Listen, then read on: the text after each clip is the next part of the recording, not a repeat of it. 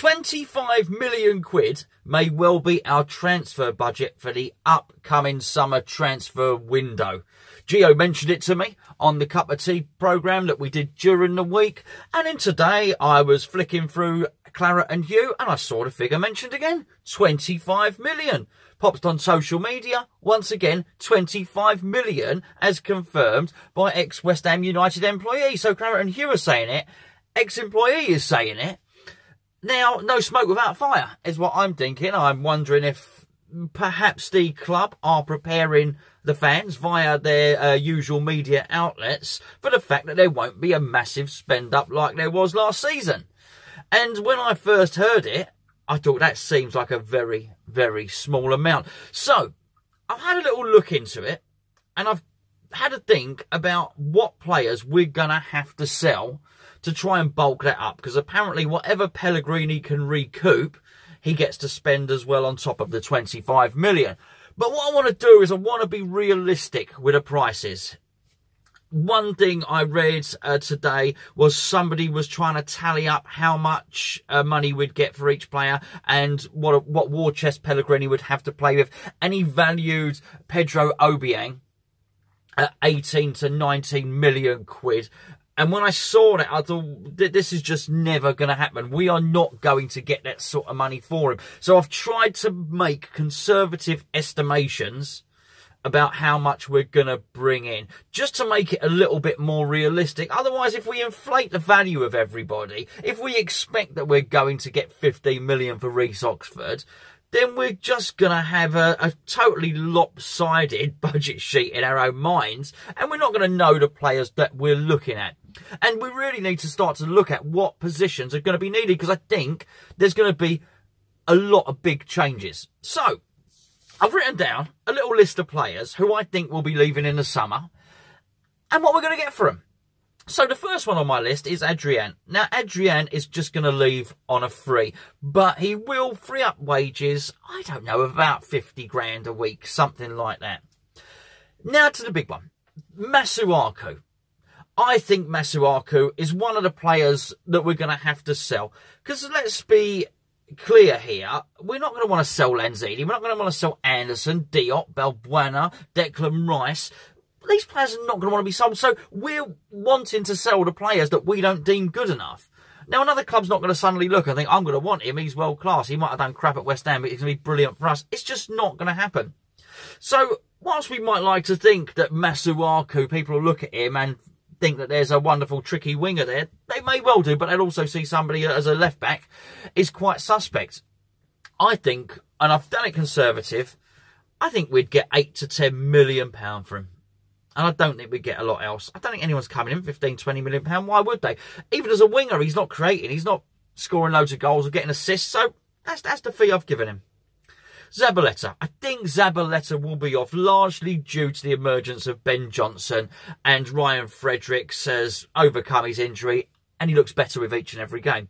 But again, Zabaleta is going to be leaving and we're not going to get any money for him, clearly, because he's either we don't extend his contract to include the option, or he's just his age. We're not going to get any money for him anyway, even if we sold him, which we can't. So he's going to free up some wages, though. I think he's going to free up about 80 grand a week, something like that.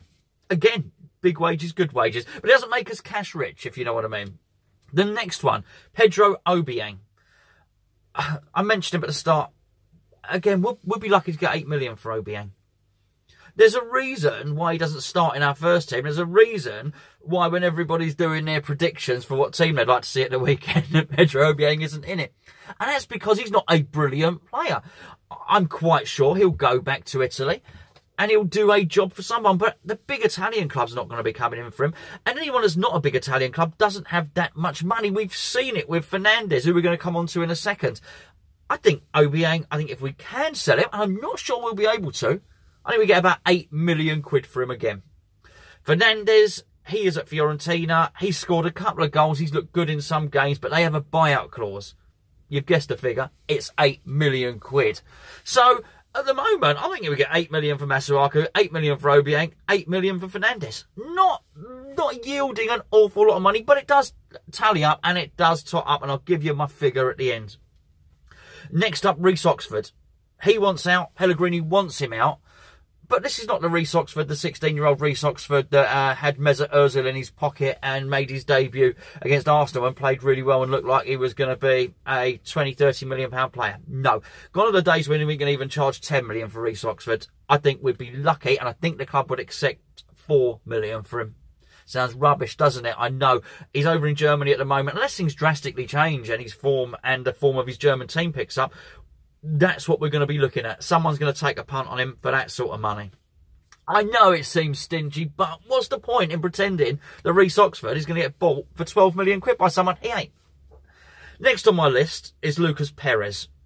Again, it's not worked out. The manager doesn't really fancy it. The manager didn't even take him to the hot weather training in Spain, did he? So we paid 4 million for him. We might get our money back. I think Real Betis might be interested. So I've put 4 million there. Got a funny feeling he's going to be going for 2.5 or something like that. But I put 4 million. Andy Carroll is obviously leaving on a free. We're not going to exercise the contract. He probably wouldn't want to stay anyway anymore. He's just not part of the manager's plans, is he? But he is on about 80 to 90 grand a week, as I understand it. Now, the final one I've put on there is Arnautovic. I've not put Hernandez on for a very, very good reason. And you'll see the reason why when we tally up and we get all of these figures. And the reason for that is that we're going to need to keep someone. If we're getting rid of Perez, we're getting rid of Carroll, and we're getting rid of Arnautovic, then we're going to need a striker to stick around. And I think Hernandez is going to finish the season very strongly. And I think if he does, and with Lanzini and Anderson and Snodgrass and other players playing well and supplying him with ammunition, I think if we make him feel loved and we play football that suits him, I think maybe he doesn't want to leave. So we retain him and we keep him on board. Arnie, we know, wants to leave, but we are not getting £45 million for him. And this is the only one where I've been generous. Because I valued Arnie. It was 120 grand a week now. I valued Arnie at 30 million.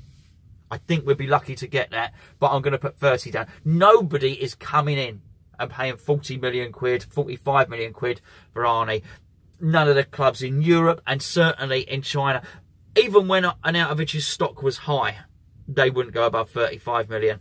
And I think it's hard to argue that his stock has risen. It hasn't. I think he's... I don't know. You know what? Gio goes on that football index. I bet his share price is well down on football index, and football clubs will be looking. And knowing there's a player there, but I don't think we'll get more than 30 million. We might not be able to sell him at all. But for the purposes of trying to make a sort of budgetary type video, let's make out we sell Arnautovic. Now, putting all those transfer fees together, it gives us, by my estimation, 62 million. Added to the 25s, obviously 87 million. So what are we going to get for 87 million quid? Well, we know just from that, just to stay as we are, we're going to need a left back. So because to place Masuaku, I think asking Ben Johnson to cover right back and left back is probably, well, it's not right and would be poorly prepared for a season if we were to do that. So we're going to need to buy a left back. Now, obviously, I don't think we would divide the money up. It works out. It works out if we were to buy 3 players at £29 million each. Now, obviously, if what we want is the manager's top target, which is Maxi Gomez, well, he's going to cost 45 million, which blows that out of the water anyway. So I think we may lose 3 strikers. I think we'll end up replacing 3 strikers with 1. Because otherwise, how else can we afford it? Unless there's a freebie somewhere. And I do think that we are going to have to do a little bit of wheeling and dealing, pick some players up on frees, because the wages that we save from these players is going to be about 500 grand a week. Now, that does allow you to bring big players in on frees and even bring in some loan signings. But so I think we need a striker. I think we need a left back, and I think we need a midfielder. I think we've needed a midfielder for quite some time, particularly if Obiang and Fernandez are leaving. Obviously, Fernandez not played this season, but he's still a player on the books. Wilshire's injury doesn't look to be getting any better. So how much are we going to spend on a midfielder? It has to be 3 players. What are we going to do? Make this 87 million stretch to 5, 6, 7 players? are we then improving? Have we really improved the squad at all if we don't bring in someone of absolute quality? I think we've got to do that. I think it's got to be a very good left back. I think it's got to be a very good midfielder. And I think it's got to be a very, very good striker. It's going to be difficult, though.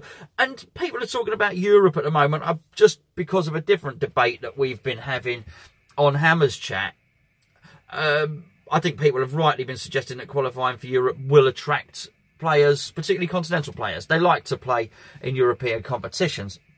But I went on the UEFA website and I had a little look at the money that you get for qualifying for the Europa League. Now, were we to do it, we'd do it by finishing 7th. If you do it by doing that, then you have to go into the pre-qualifying rounds. You remember them. We played Astra, we played FC Domzale. Those were the qualification rounds. You don't get a lot of money off UEFA for doing that. We also don't yield a lot of money through the stadium. I think we were selling tickets at £15 a pop for those, for the home games. I think we made about 800,000 in ticketing revenue. But what you've got to factor into that is that we've also got, I think we have to pay additional stewarding, the stuff that is not in our contract with the London Stadium for Premier League games.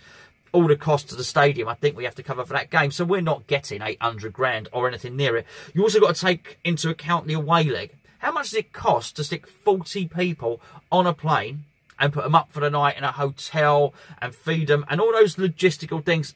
I would imagine for every away game, it costs between 100 and 200 grand to charter a plane, the hotels. I don't know, but I think that's probably fair to say that. So you're not making fortunes in the Europa League in the qualifying stages anyway. Then what you hope is that you get to the group stage. Now, here's where it gets interesting. In the group stage in the Europa League, teams automatically get 2.9 million euros. You can calculate it yourself what that is in pounds sterling. Now, you also get 500,000 euros, €500,000 for a win, 100,000 euros for a draw. So were you to get out of the group stage and get into the knockouts, it may well be worth, not taking ticketing into account, it may well be worth from your prize money and from the money you would get from UEFA, 6, 7, 8 million.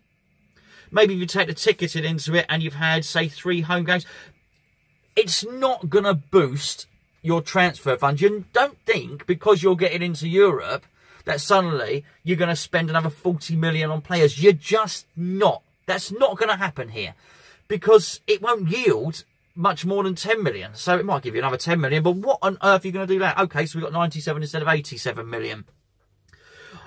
I do wonder how much this reduced transfer kitty has got to do with some loans being paid back. I need to look into that. I don't know. I do believe the owners' loans have to be repaid. That's the next thing, and I couldn't tell you. Maybe I probably should have done my research before jumping on doing a video, but I'm in my lunch break at the moment. I just wanted to discuss exactly what's been going on immediately with regard to the transfer kitty. So I think maybe that's why it's only 25 million. Maybe the season after next, we haven't got any loans to pay back to the owners. Maybe we have, 50, 60, 70, 80 million to spend again, plus whatever we recoup. So let me know what you think.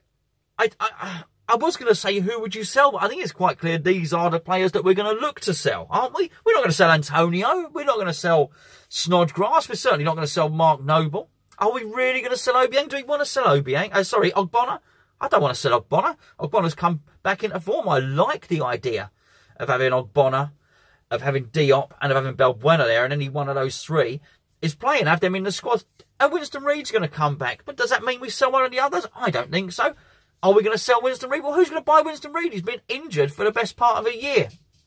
I think that the players that have some sort of market value are Masuaku, Obiang, Fernandez, Oxford, Perez, and of course, Arnautovic. Maybe Arnautovic doesn't get sold. Maybe it's Hernandez that does. But we're still left in the same position, which is if we go and spend this big money on the #1 transfer target, which is Maxi Gomez, even though we will sell all those players, In terms of just purely transfer fees, we don't have an awful lot of money left to bring in the other players that we need. We will not be spending massively. I think the one area we do look good is on wages. So maybe they'll be able to work something there. Maybe the club are just preparing us for bad news. Let me know what you think.